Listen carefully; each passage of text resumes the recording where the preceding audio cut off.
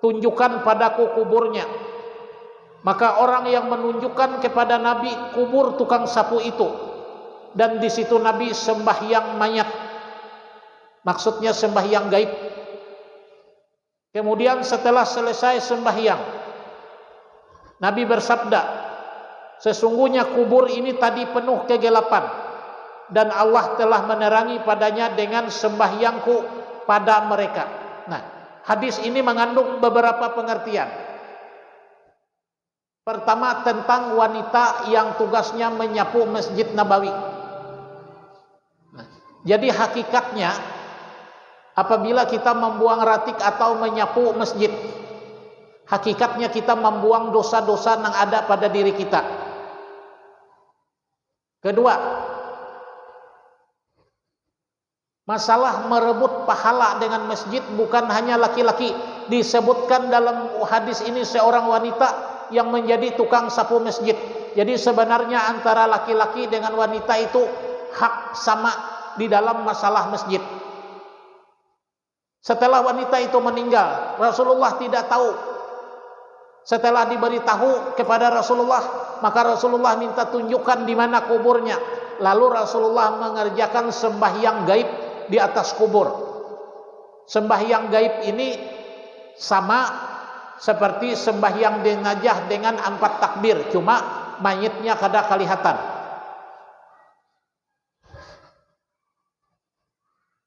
Artinya dari hadis ini, orang yang meninggal itu ada kaitannya dengan pekerjaan orang yang hidup.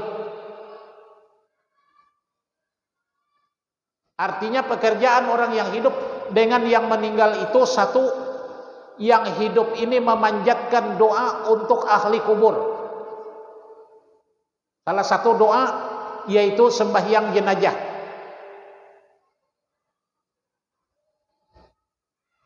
Jadi ada beberapa pekerjaan yang dapat membantu setelah masuk kubur. Satu, orang yang menjaga salat 5 waktu, dijaga bujur-bujur, jangan sampai tertinggal. Itu membantu di dalam kubur. Yang kedua, amalan yang banyak membantu di dalam kubur, membaca Al-Quran. Yang ketiga, beriman kepada Allah. Dan ada yang khusus yang membantu di dalam kubur ini membaca surat Al-Muluk setiap malam atau pada hari siangnya. Tabarakal ladzi itu 30 ayat. Itu insya Allah membantu menyejahterakan kita di dalam kubur. Wa anhu qala Nabi sallallahu alaihi wasallam, Rabba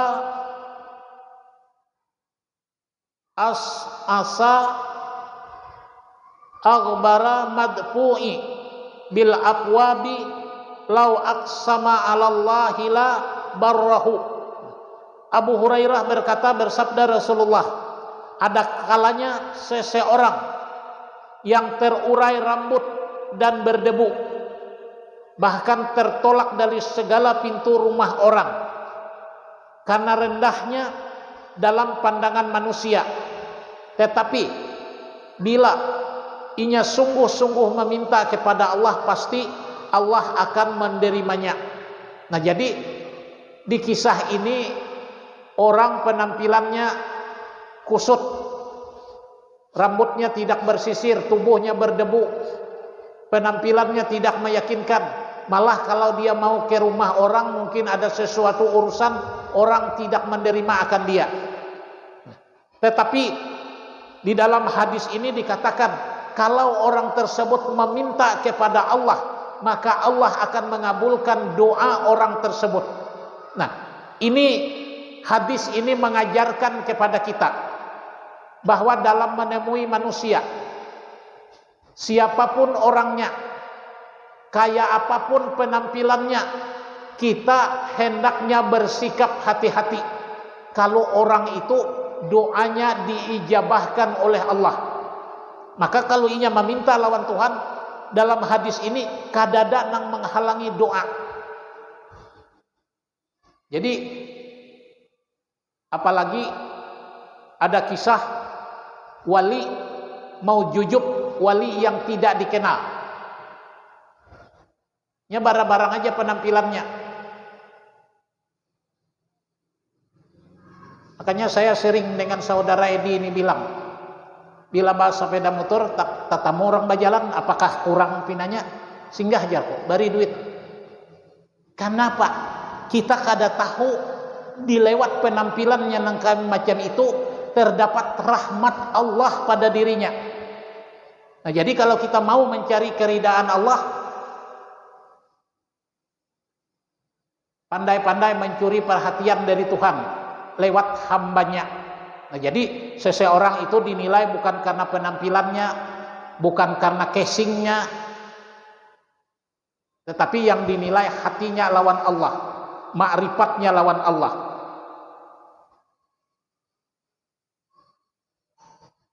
Hadis yang selanjutnya berasal dari Usamah bin Zaid berkata, bersabda Nabi, saya berdiri, ujar Rasulullah, di muka pintu surga. Mendadak umumnya yang masuk surga orang-orang fakir miskin, sedang orang kaya masih tertahan oleh perhitungan kekayaannya, dan orang ahli neraka telah diperintahkan masuk neraka. Dan ujar Rasulullah, ketika saya berdiri di pintu neraka, mendadak kebanyakan yang masuk ke dalam neraka itu seorang perempuan, orang perempuan. Hadis riwayat Bukhari dan Muslim. Nah, hadis ini kenapa orang miskin duluan masuk surga? Karena ini kada banyak urusan. Orang kaya kenapa tadudi? Karena banyak urusan. Nah, supaya nang sugih ini kada banyak urusan, jangan titipkan harta itu pada hati. Artinya pandang bahwa harta ini kada ampunku, titipan Tuhan semata-mata. Maka kita kalau memandang sesuatu itu titipan Allah lawan kita, maka kita kada menggaduh, kada banyak urusan di akhirat, karena kita menggaduh titipan aja. Nah, bila dimasukkan ke dalam hati, itu nang banyak urusannya. Saya selalu menjelaskan, Utsman bin Affan itu sugih sampai hari ini hartanya masih tersimpan di bank Saudi.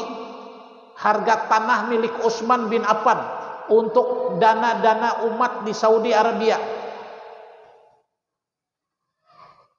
Dan harta itu supaya kada repot, sebagian transfer di jalan Allah, supaya tidak kita repot mengurusnya. Kenapa? Nabi itu mencontohkan, Nabi itu jadi pedagang, Nabi itu jadi peternak. Ya, setiap Nabi itu pasti disuruh menjadi peternak. Kenapa? Ada hikmah. Kenapa Nabi itu disuruh memimpin binatang itu sukses? Nah, artinya binatang yang dipimpin itu punya otak tapi kada punya akal. Kalau inya sukses memimpin nang kada punya akal, berarti inya sukses memimpin manusia yang punya akal. Nabi itu berdagang. Jadi sebujurnya nang maurah Abu Jahal tu sarik luar biasa lawan Rasulullah itu, karena Rasulullah itu mengambil bini Siti Hadijah. Sebujurnya karena kecemburuan sosial masalah harta. Kurang lebih nang jadi nabi, ujar Abu Jahal, lamun babini nang itu jelas saya nyaman nah, karena orang sugih. Nah, itu nang maulah Abu Jahal tuh muar lawan Rasulullah. Tapi di akhir hayatnya juga Abu Jahal walaupun searah hati kecilnya membenarkan terhadap kenabian, namun Abu Jahal tetap meninggal pada perang Badar, terbunuh dalam keadaan tidak Islam. Nah, jadi kandungan hadis tadi, kenapa wanita banyak menjadi penghuni neraka, ada 5 sebab. Pertama, wanita yang banyak masuk neraka itu karena wanita itu sering membuka aurat. Ini yang menyebabkan babinian itu banyak masuk neraka. Kedua, kalau babinian itu berdandan dengan niat agar dilihat oleh laki-laki lain, bukan diperuntukkan untuk suaminya. Dan ketiga, yang menyebabkan wanita itu banyak masuk neraka, tidak mandi wajib setelah haid. Rupanya banyak karena ditulis dalam kitab penyebabnya macam itu. Jadi kalau kita bayi si bini, bila selesai haid diingatkan, sudahkah mandi? Bila belum, ujarnya disuruh mandi. Bila kada bisa juga dimandiakan, kada apa-apa juga. Yang keempat, yang menyebabkan wanita itu masuk neraka, keluar rumah tanpa izin suami. Nah, jadi agar tidak bermasalah, niatkan aja nang laki-laki ini. Menda keluar aja, kau izinakan aja. Jangan kada diizinakan. Dan yang kelima, yang menyebabkan wanita itu masuk neraka akibat menyakiti hati suami. Ya macam-macam cara menyakiti itu. Tapi jangan laki-laki juga merasa babinian terus. Bila lalakian menyakiti hati babinian juga, sama aja judulnya. Jadi nang dicari itu harus adil. Nang lalakian jangan menyakiti hati babinian, nang babinian jangan menyakiti hati laki.